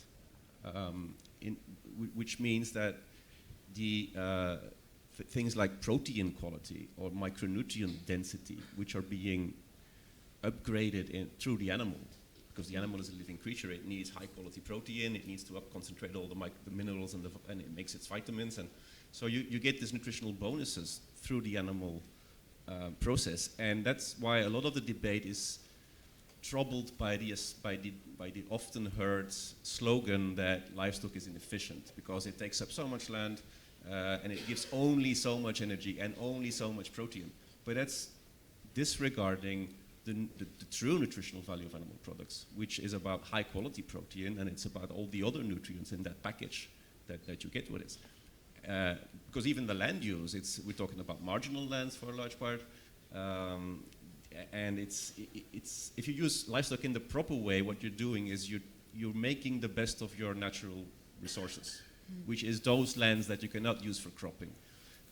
It's using those plant materials that we cannot eat and use the livestock as the intermediate to create added value. That's when you're making proper use of livestock. And that's when you start working with nature. It's not only about the grazers, it's also about just dealing with biomass. And that biomass, is it natural, is it cultural? Well, that's a bit of an artificial definition in many ways. But it's pragmatically making the best of biomass. And using that transition process from biomass to good food also to generate many other benefits, livelihoods, ecosystem services, and you name it. So the feed-food debate as such comes again with a wider discussion that brings in ecology, it brings in economy, it brings in biology, it brings in so many different perspectives. And it's not a linear thing where you just have a piece of land here and then you can either grow crops for humans directly or you waste it on animals. You see, so that's a slogan-esque approach that needs correction. If I may add a point to that, we think nature is forest. Okay, this is the popular culture. I have 2 small kids, and all the children books is like nature, forest, trees. However, I am originally a vegetation ecologist, okay? And it's true, vegetation ecologists, maybe we are 400 in the world, so tiny. You know, nobody listens to us. Fortunately, you are listening to me today. But the thing is that among the vegetation ecology community, which is the one that knows about vegetation, nobody by now thinks or believes that tale, okay? I was explaining that the last 50 million years we have had a very high density of herbivore biomass in the world's continental ecosystems. Not in the Canary Islands, maybe for the people that are listening from Spain, you know that the Canary Islands, we have the laurisilva, which is a tertiary forest. It's the forest that was there before the herbivores came. And there, even if you have not much rainfall, you don't have spiny plants, you have, it's adapted to not being grazed. But on the continental surface, in Eurasia, in America, in Africa, in Australia used to have a marsupial that was like a hippopotamus from the side, migratory also. So it's ecosystems that have evolved under herbivory. What happens when an ape from the savannah goes out of Africa and starts driving herbivores to extinction? You need processes that substitute that, otherwise you have problems. So the natural landscapes are not, mostly, unless you're in a place where it really rains a lot, the natural landscapes are not forests, are more of open formations where you have patches of trees, patches of shrubs, especially in the slopey areas, and in the plains you have grass, lots of grass. If you want to maintain that, you need herbivores. So when you hear these claims that livestock is using in a negative way a lot of land, honestly, they don't understand anything about vegetation ecology, because if you are not going to have livestock there, you are going to have problems at the conservation level, at the ecological level. So it's a positive use if you use the right way livestock, okay? But that's completely misunderstood, and it's very frustrating, because I said among the vegetation ecology community, that's clear, crystal clear. And so I'm quite conscious of time. I do want to leave some space for questions from the audience, but I would just be curious, maybe as a closing remark, to hear from all of you about your view on the kind of the role that scientists play in the development of EU policies and legislations, and how you feel that your voice is heard in the process, and perhaps how you're able to raise concerns or share your viewpoints, and the capacity that you have for doing this. And obviously we spoke a lot about addressing misinformation, for example. So maybe a closing point, maybe I'll start with you, Alice, and ladies first, and I'll move along. Maybe a closing remark on that before we move to some questions from the audience. Yeah, I've thought a lot about it because I'm originally an academic clinical scientist, and just in the last 7-8 years I'm also in the agri-food industry as part of Devonish Nutrition. And I've come to the conclusion that the role of a scientist is to produce the data, to analyse it, and to present it in summary form so that both policymakers and the general public can understand. So there's a communication role for scientists. But it's not just that role. Other scientists need to look at the presented information from the first scientists, and they need to question it, they need to interrogate it and make sure it's accurate, transparent and objective, and the best evidence possible for our policymakers to use. So I think there's multiple roles for scientists in the policy debate. Mm-hmm. Frederick, I'll bring you in on the same point there. Do you have anything to add to Alice's points there? What we hear a lot in public discourse is the slogan, follow the science, which is a very toxic slogan because, first of all, there's not such a thing as the science. It doesn't. I mean, science is a process. It's a process of, it's a scientific method essentially that is unfolding. It's dialogue. It's falsification. It's all of that. So there's not such a thing as the settled science says. And then the second problem with this is that the science that is being presented at high-level platforms very often is a one-sided view on the scientific evidence. I see little dialogue, to be fair, and for that reason, and because of the growing frustration within academia that I was experiencing on a daily basis, from people working in the domains of agriculture or food science or veterinarian sciences, you name it, with this turn of events, it was a growing frustration and a sense that the scientific evidence is not presented as it should be. And that's why a couple of months ago we said, well, let's organize a summit that was the Dublin summit in, was it November? October. October, right, because Alice and Pablo were there as well, where we brought together people from different fields to address the three main domains here, which are nutrition and health, sustainability, and then socioeconomics and animal welfare and everything that comes with that. To integrate scientific evidence, to summarize it, and to move forward. And attached to that summit, or as a consequence of that summit, we also published a declaration, which is called the Dublin Declaration, for scientists working on livestock, but broader than that. And we have come up with a statement that asks for balance, asks for evidence-based approaches, and some of the efforts that Alice spearheaded clearly show that it's possible to do so, that we can get at conversation in the scientific dialogue and insist on it, and by insisting on it, see things change. The Lancet report is an example, the Global Burden of Disease is an example. Things can be moved if we insist on the evidence, but we have to mobilize the scientific community. Scientists are intimidated, not to say bullied very often, by certain people that have the louder voices and adhere to certain viewpoints. So the Dublin Declaration has now been signed by 907 scientists. So we have almost 1,000 scientists that are saying we need more balance in the livestock debate. Whether that's coming from the nutritional side or from the agricultural side or whatever side, there are a lot of scientists out there that are diligently working on their expertise, and they want to be heard. They want to be part of that conversation. And probably the same. I mean, you mentioned, nobody listens to us. You said something like this when you were talking about your perspective. What's your view here? I would say it's challenging to listen to us also because, and it's a little bit what Frederick was explaining, that science is a complex process, and people think that science is just an encyclopedia that you just consult, and it's much more complex than that. And this is the strength of science, that it's always a debate. This is why we have moved out of Aristotle saying things were like that, and since Descartes and the scientific revolution of the modern era, everything can be turned off, right? Everything can be debated and rebated. And this is something that the general public, I think, has troubles to understand. And to that, it adds that politicians usually need simple messages and simple realities. And citing a Spanish politician that was saying, it is very difficult todo esto, which is like, it's very difficult, all of this.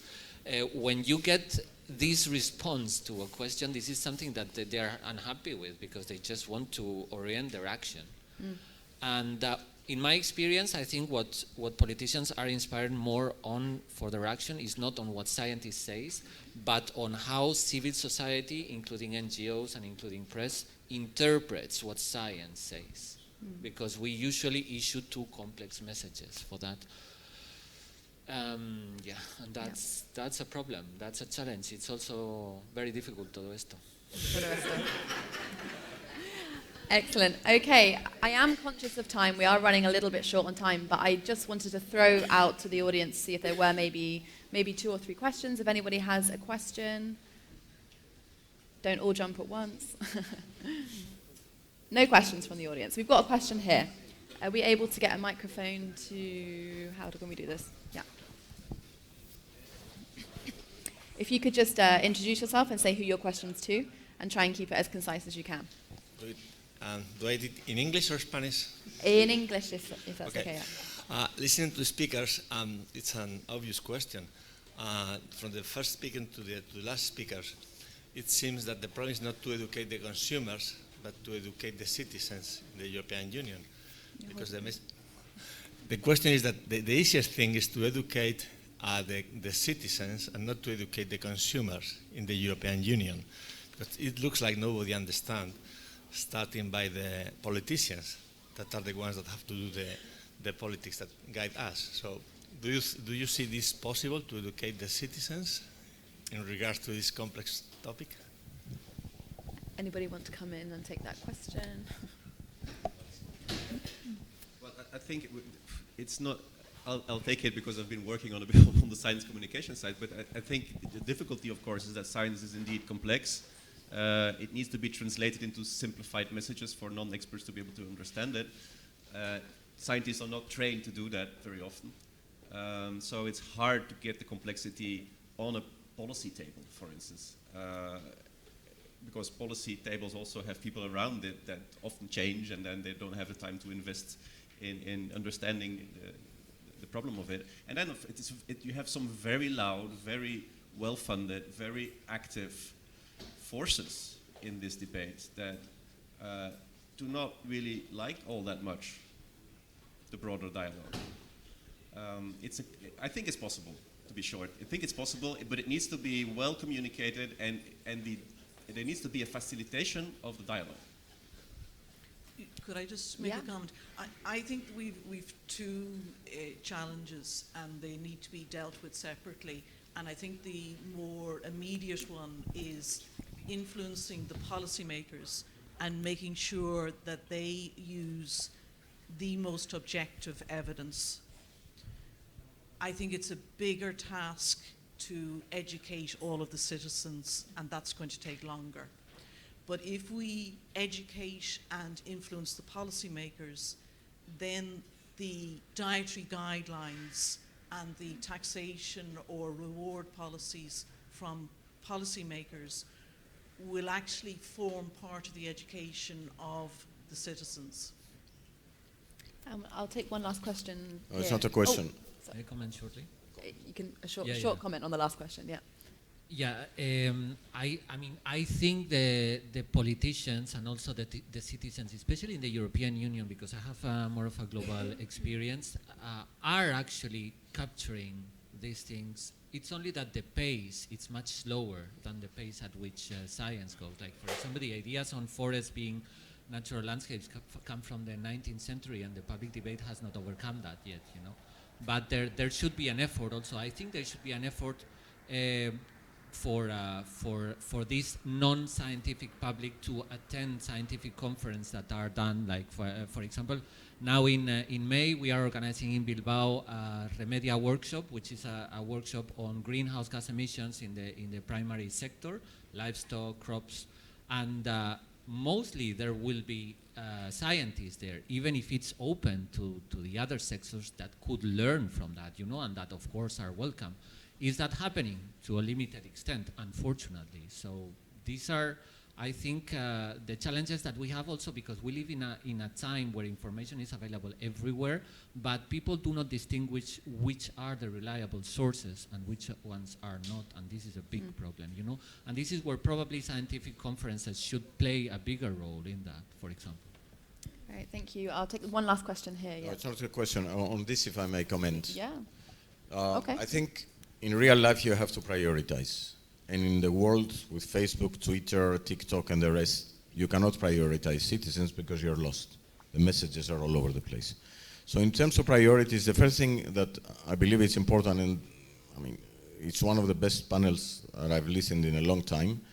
I'm not sure we would have the same result in Brussels because it would be more polarized.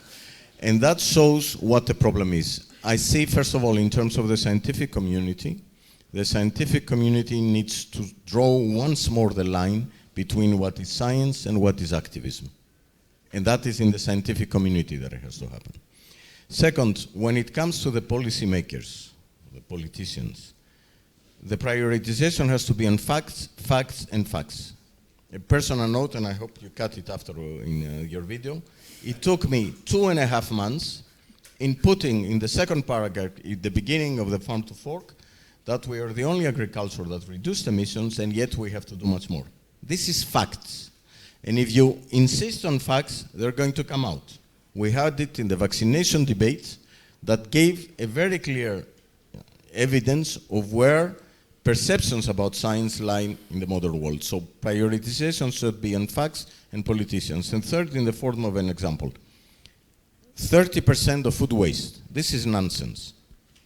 It wasn't produced, it was produced like that, and everybody knows around 15%. That doesn't mean that you don't have to reduce it. FAO and JRC have come to this number.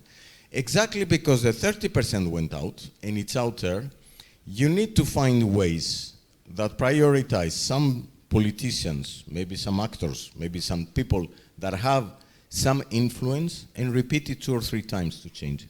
And that's a very difficult task that is necessary. So for me, the answer to that is prioritization, and it doesn't start from citizens. It will end up there, but it has to start elsewhere. Thank you for those comments.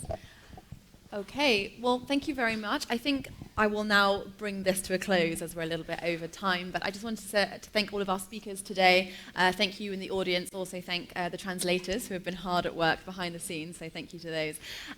Of course, there was a lot of information being shared. I'm sure all of this will be available to you if you want to afterwards. So yeah, I will bring this to a close. Thank you very much for listening. I'm Natasha Foote. It's been a pleasure to moderate this, and I hope you all have an excellent afternoon. Thank you.